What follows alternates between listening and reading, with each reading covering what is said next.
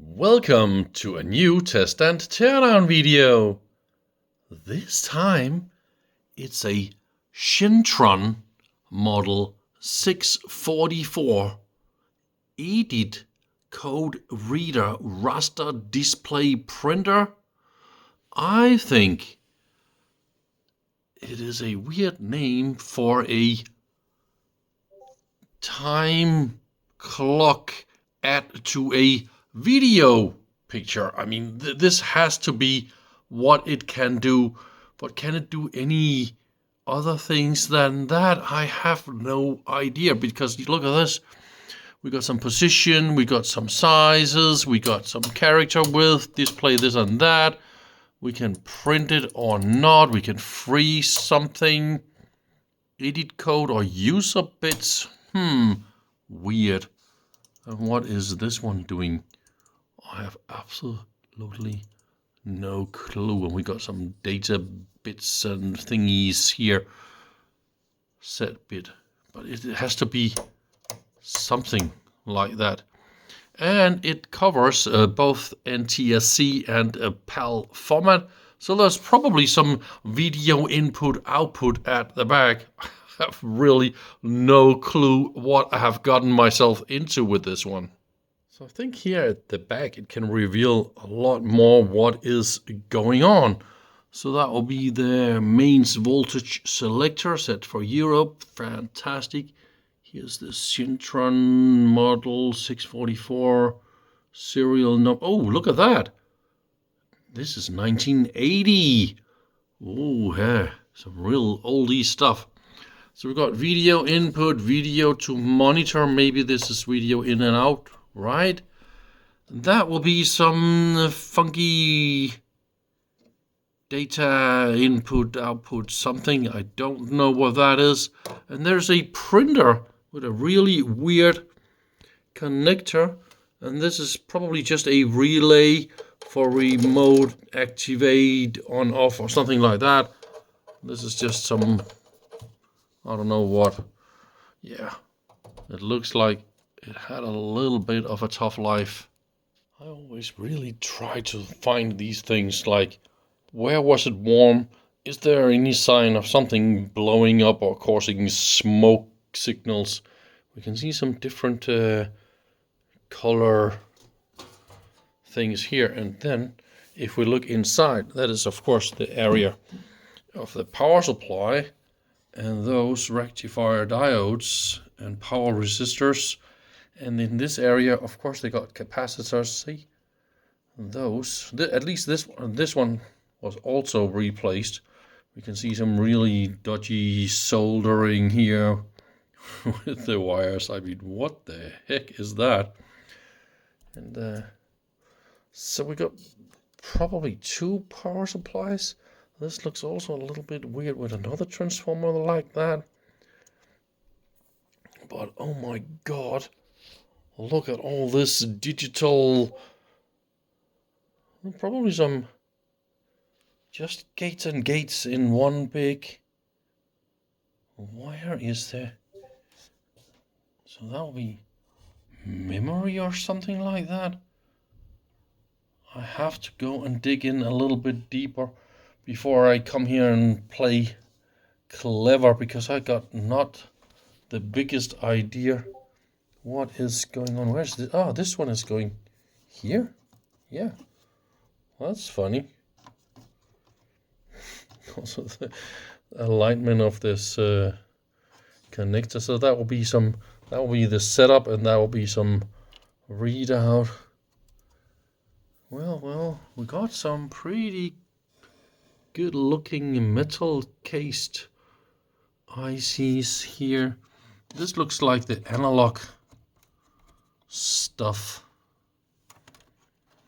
Maybe it's just analog gating the signals into the lines, or maybe you need to have an incoming picture before it will do anything, because it'll probably lock to the incoming video.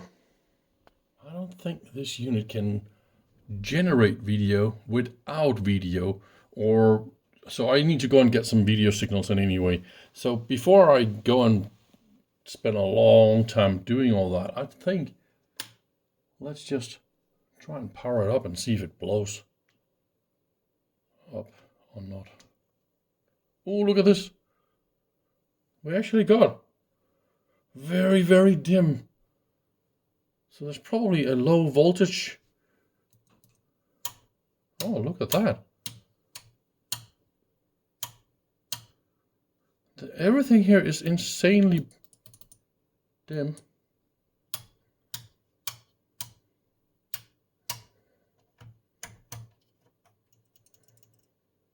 I don't know. I don't feel this is normal. I will go and measure the voltages. Let's try again and see what happens.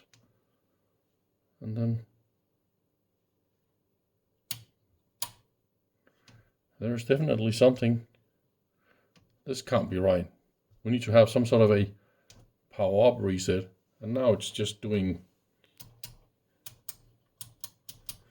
I think we have a power supply issue or something. I already figured out what exactly is going on. So we've got two power supplies.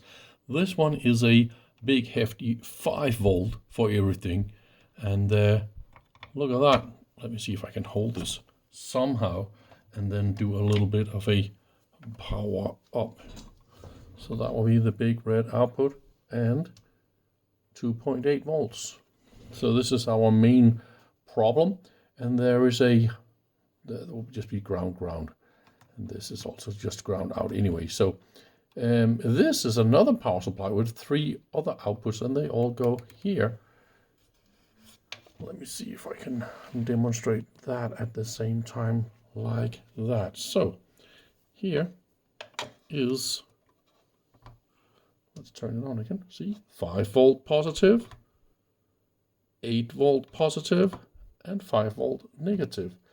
And then I turn it off again. I just turn it off real quickly when there is a power supply issue because I don't want to fry anything more than necessary.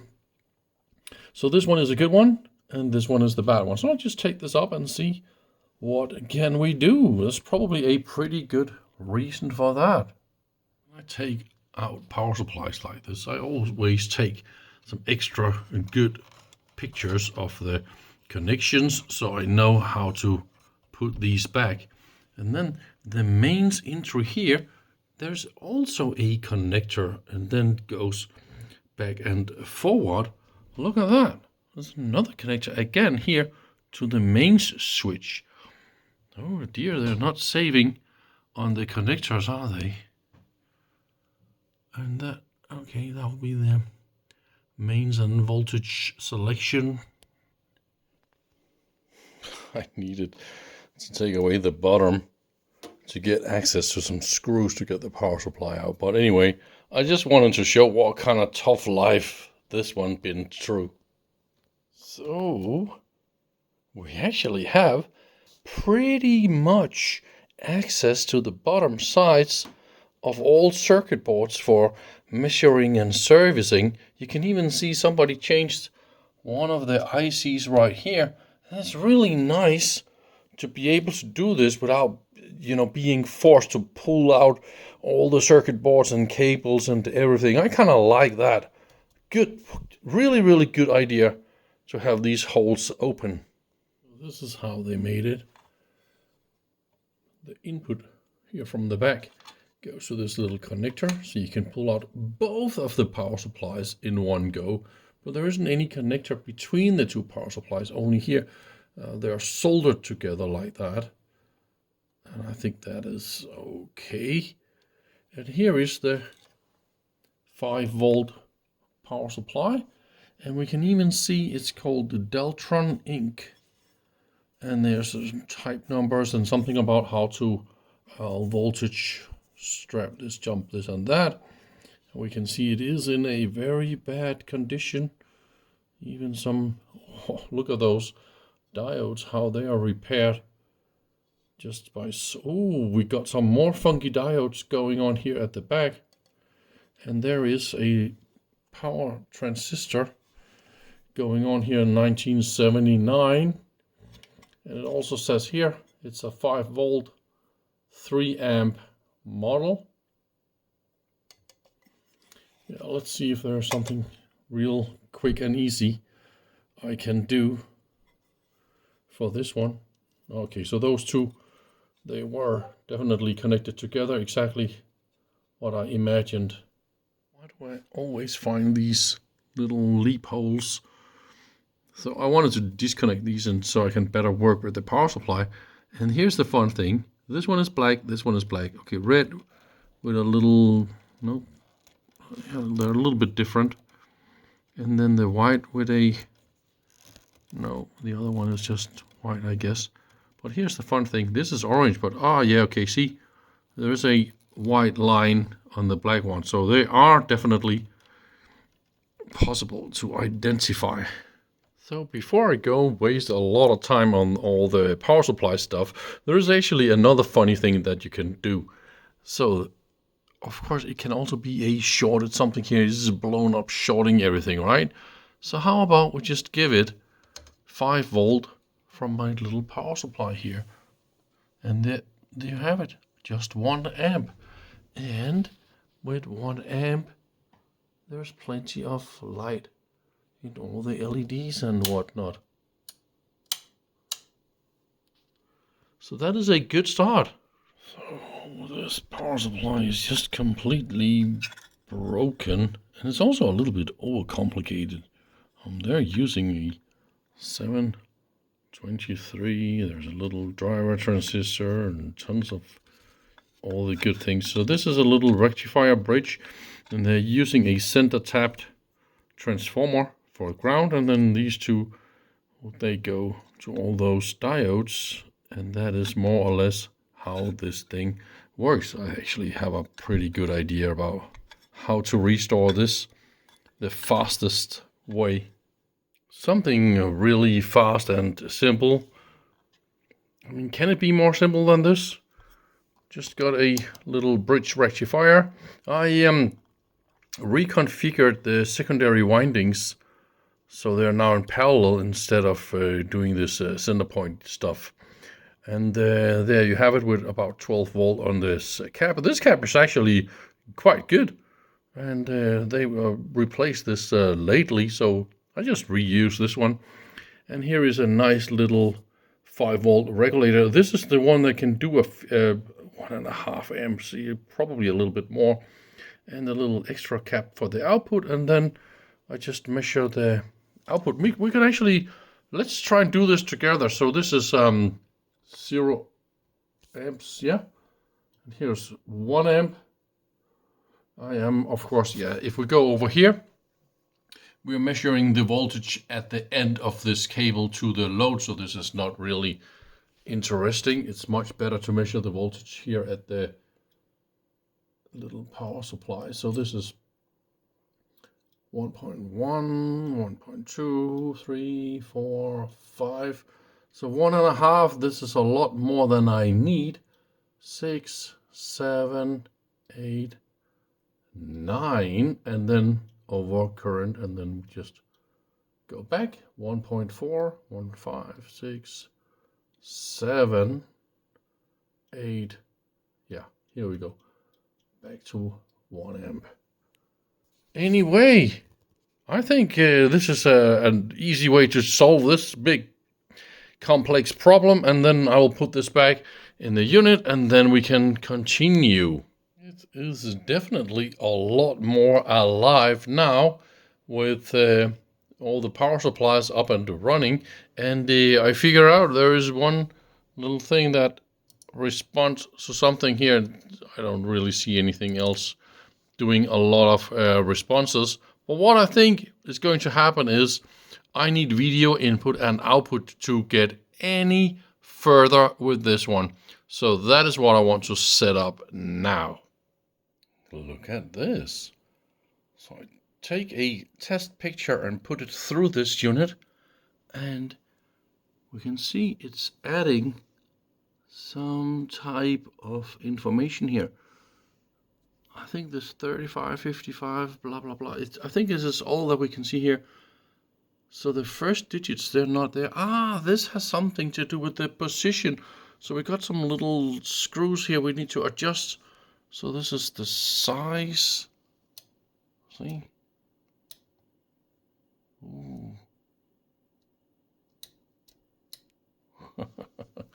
It's all analog, adding the text and timing and whatnot onto a video signal. So that is what this unit can do. But I don't know how to get the time running, but I think it has something to do with a time code, and we don't have the time codes to make these runs. And this is something you can set to match a time.